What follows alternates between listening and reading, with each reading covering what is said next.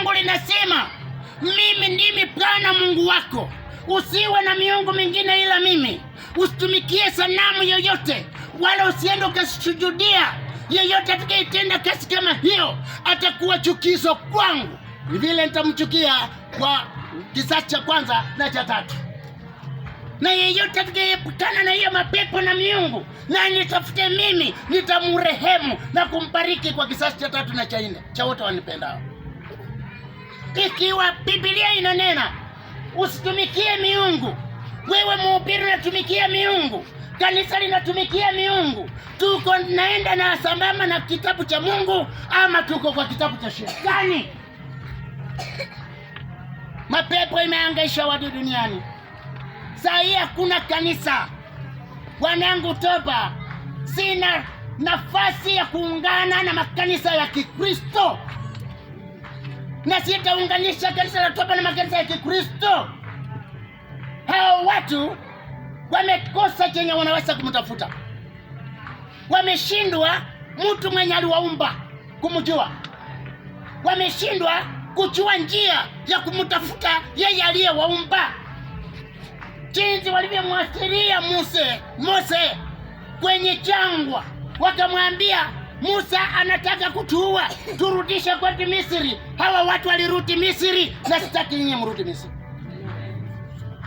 Vile tulianza safari, tukamilisha safari yake Mwenyezi Mungu, wala si kurudi tena Misri. Vyuo vya Biblia vimeharibu neno la Mungu.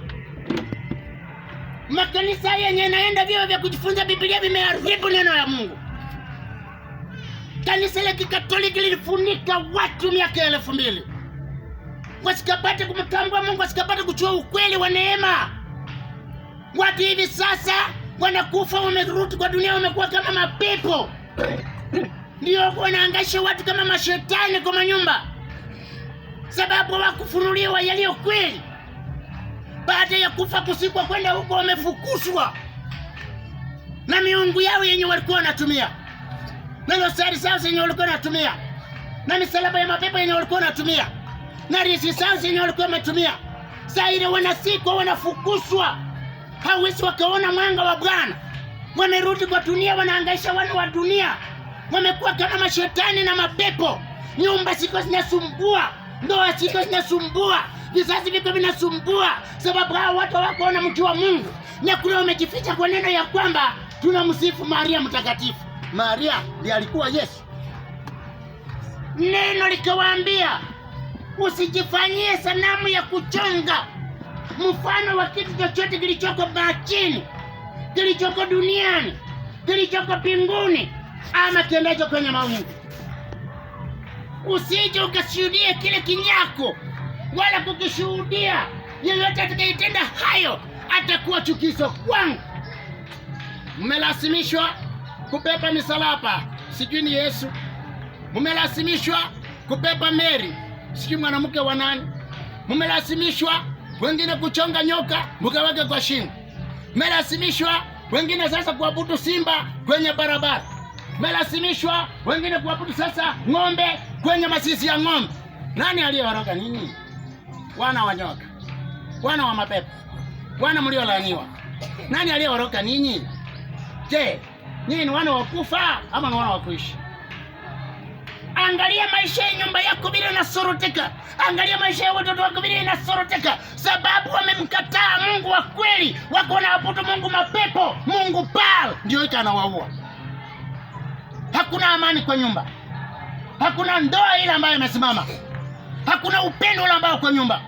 Hakuna baraka ile ambayo iko kwa mapoma, sababu watu hao wamekataa Mungu wa baraka. Wamekataa Mungu aliyewapa ndoa. Wamekataa Mungu aliyewapa upendo. Wamekataa Mungu aliyewapa upako. Sasa wanatembea kwa miujiza ya miungu ya mapepo, ya kimashetani, ya miungu ya machini. Ati wanaenda waombewe, wanamnusiwa machi, wananyusiwa siki mafuta, sio wanapeperusha na vitambaa, sio wanapewa nini. Kazi hiyo Mungu ameikataa. Mtoke kwa kiza, mrejelee Bwana akawaponye. Wakati mnajisifu mmeokoka, wakati mnajisifu mni watakatifu, mmeokoka wapi? Mungu mmetakatika wapi? Matendo mnayoyatenda inafanana na wokovu? Kazi mnayoitenda inafanana na wokovu. Mwenendo mnayotembea unafanana na wokovu. Msichanganye jina la Yesu. Yesu angepewa heshima. Waislamu wanampenda Muhammad sallallahu alaihi wasallam. Licha yake hakuponya mtu. Licha ya Muhammad hakufanya miujiza yoyote. Muhammad hakuwa na roho yoyote. Lakini Muislamu alimpa Muhammad nafasi yake na kumpa heshima ya kutumu. Lakini Wakristo hawa, nani aliyeroga hawa? Watu waliochanganyikiwa hawa. Yesu aliyefufua wafu. Yesu akaponya wagonjwa.